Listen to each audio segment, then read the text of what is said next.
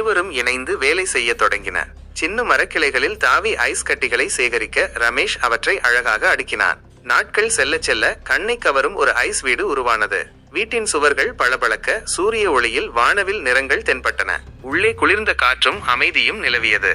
இருவரும் அந்த வீட்டில் தங்கி சுவையான உணவை உண்டு மிகுந்த மகிழ்ச்சியுடன் நாட்களை கழித்தனர். அவர்களின் மகிழ்ச்சி அதிகம் நாள் நீடிக்கவில்லை. ஒரு நாள் கோபமான கரடி ஒன்று அந்த வழியாக வந்தது.